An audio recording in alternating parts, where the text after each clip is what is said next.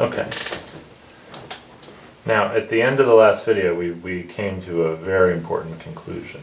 Can you tell me what that conclusion was? So if the center of the square lands, or the center of the circle lands in this inner square here, then that means that it's inside the area that we traced out before, which means it works. And if it doesn't land inside, that means it's not in the area that we traced out, which means it doesn't work.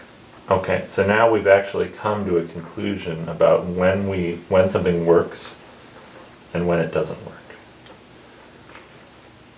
And so what do we have to calculate now? So just calculate the area of this inner square, and then that's the good outcomes, and divide that by the area of the big square, which is 1.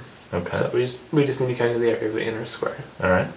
Which is 1/4 times 1/4, so 1/16. All right. 1/16 represents what is 1/16 in our picture? So that's this area. The area that's inner square. And why is that inner square important?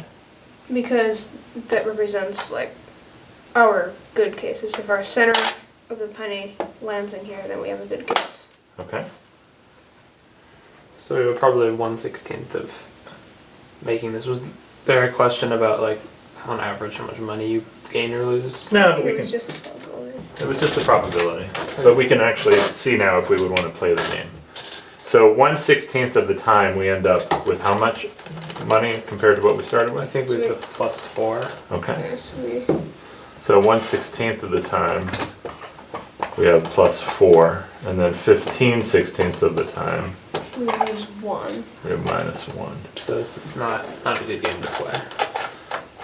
So we have 4/16 minus 15/16. So what is that? Minus 11/16. So you have a negative expected outcome. Oh, geez, I'm zoomed in. Sorry about that. Okay. Yeah, so 1/16 of the time we're +4, 15/16 of the time we're -1, so that is a negative expected outcome. But good, so what was the key to solving this problem? So it was looking at the center of the coin versus just looking at the entire coin, Okay, and why did that help us? because it saw where we could.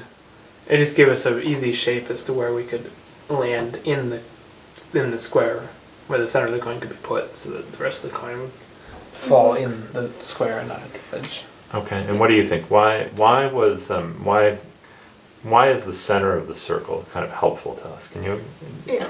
So if we just look at the total area where we can land, it's not going to give us like an exact probability, because it would take up at least more than half of the square. We'd have to divide by, I think, the area of the circle. Or something. Yeah, or something. But if we just look at the center, it gives us 1 point, and we don't have to divide by anything. Cool. All right.